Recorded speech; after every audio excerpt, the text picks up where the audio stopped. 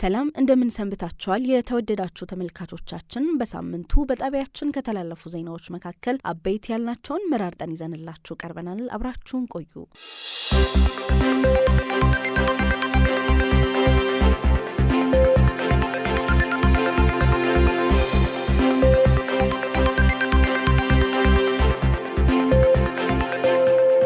ብፁዕ ካርዲናል አቡነ ብርሃነ ኢየሱስ የአብይ ጾም መግቢያን አስመልክተው መልእክት አስተላለፉ። የኢትዮጵያ ካቶሊክ ቤተክርስቲያን ሊቀ ጳጳሳት ብፁዕ ካርዲናል ብርሃነ ኢየሱስ የ2018 ዓ.ም አብይ ጾም መግቢያን በማስመልከት አባታዊ መልእክት አስተላልፈዋል። ብፁዕ ካርዲናል ብርሃነ ኢየሱስ በመልእክታቸው የጾም ወቅት ከተለመደው ዓለማዊ ውሎ ገለል በማለት የመለወጥን ጉዞ ለማጠናከር ወይም ለመጀመር ቤተክርስቲያን የምትሰጠው የጸጋ ወቅት እንደሆነ አውስተዋል። በዚህ ቅዱስ ወቅት ራስን በመግዛት በስነ ምግባር በመጠንከር ህሊናን በማዳመጥና በመመርመር ክርስቲያናዊ መታደስን መለማመድ እንደሚገባ ጠቅሰዋል።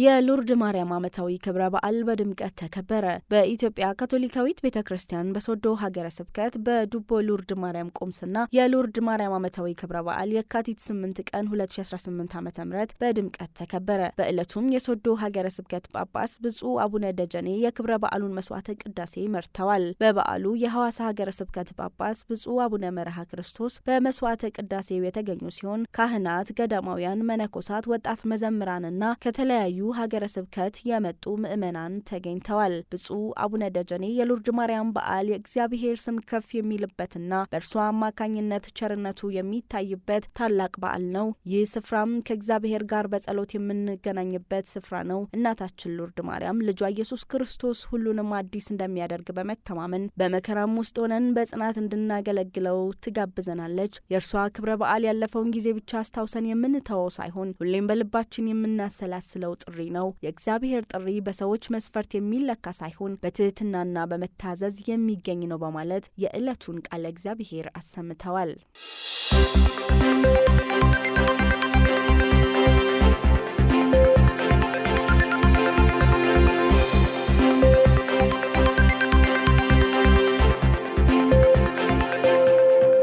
በእምድብር ሀገረ ስብከት ለተልእኮ ትምህርትና ለትምህርተ ክርስቶስ አስተባባሪዎች ስልጠና ተሰጠ። የካቲት 7 ቀን 2018 ዓ.ም የእምድብር ሀገረ ስብከት የሐዋርያዊ ጽሕፈት ቤት የስብከተ ወንጌልና ስርዓት አምልኮ ሐዋርያዊ ስራ ማስተባበሪያ ቢሮ አዘጋጅነት ለተልእኮ ትምህርትና ትምህርተ ክርስቶስ አስተባባሪዎች ስልጠና ተሰጠ። በዕለቱም የወልቂጤ ቅዱስ ሚካኤል ቆሞስ ክቡር አባ አማረ ገብሬ በስልጠናው በመጀመሪያ ስለ ስብከተ ወንጌል ምንነት፣ የስብከተ ወንጌል ዓላማና ጥቅሙ በተለይም ከወጣቶች ጋር በማያያዝ ለታዳሚዎች ትምህርት ሰጥተዋል።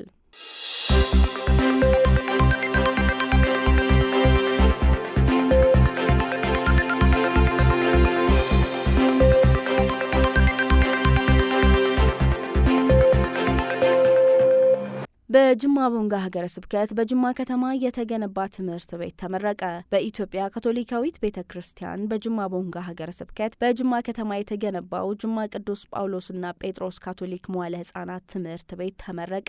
ለህንፃው ድጋፍ ያደረጉ በጎ ፈቃድ ያላቸው የሲግማ ፋውንዴሽን መስራች ኬት ማርሻልና የቡድን አጋሮቹ ጅማ ቅዱስ ዮሴፍ ካቶሊክ መዋዕለ ሕጻናት ትምህርት ቤት ተገኝተው ህጻናቱን ጎብኝተዋል። በምረቃ መርሃ ግብሩ ላይ የጅማ ቦንጋ ሀገረ ስብከት ጳጳስ ብፁዕ አቡነ ማርቆስ ገብረ መድህን ተገኝተዋል።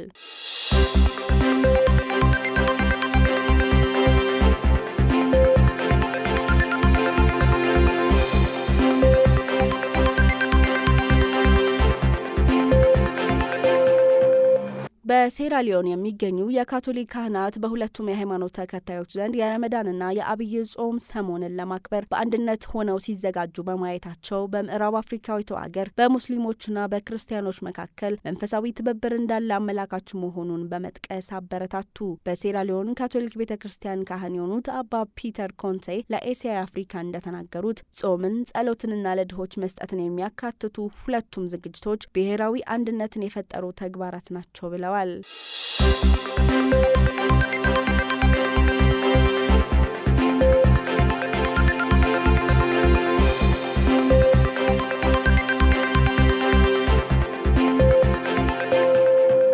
ርዕሰ ሊቃነ ጳጳሳት ሌዮ 14ኛ ጦርነት በሰው ልጅ ሕይወትና ጤና ላይ የሚያደርሰው ጉዳት ከባድ መሆኑን ገለጹ። ርዕሰ ሊቃነ ጳጳሳት ሌዮ 14ኛ በጳጳሳዊ አካዳሚ በተካሄደው ምልአተ ጉባኤ ላይ ለተሳታፊዎች ባደረጉት ንግግር ጦርነት በሰው ልጅ ሕይወትና ጤና ላይ የሚያደርሰው ጉዳት ከባድ መሆኑን ገልጸዋል። ቅዱስነታቸው በዓለም ላይ የሚደረጉ ግጭቶች ሆስፒታሎችን ጨምሮ ንጹሐን ዜጎች ላይ የሚያነጣጥሩ መሆናቸውን በመግለጽ በዚህም ከፍተኛ የሆኑ ማህበራዊና ኢኮኖሚያዊ አለመረጋጋቶች እንደሚፈጠሩ ተናግረዋል። የጳጳሳዊ አካዳሚ ዓመታዊ ምልአተ ጉባኤ የጤና እንክብካቤ ለሁሉም ዘላቂነትና ፍትሐዊነት በሚል መሪ ቃል የተካሄደ ሲሆን ርዕሰ ሊቃነ ጳጳሳቱ ጤነኛ ሕይወት መምራት ለሁሉም ሰው እኩል መሰረታዊ እሴት ነው ብለዋል።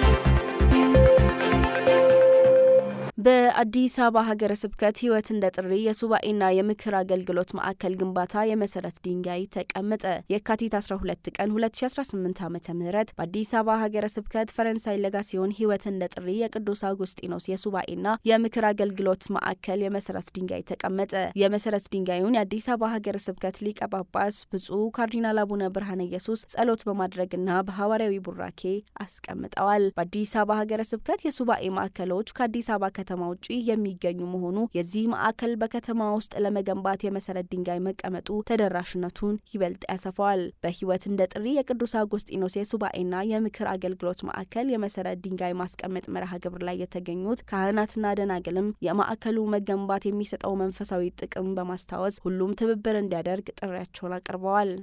የተወደዳችሁና የተከበራችሁ ተመልካቾቻችን በጣቢያችን በሳምንቱ ከተላለፉ ዜናዎች መካከል አበይት ያልናቸውን መራርጠን ወደ እናንተ ያደረስንበት ሳምንታዊ የዜና ጥንቅራችን በዚህ ተጠናቋል። ከቀሪ የጣቢያችን ስርጭቶች ጋር መልካም ጊዜ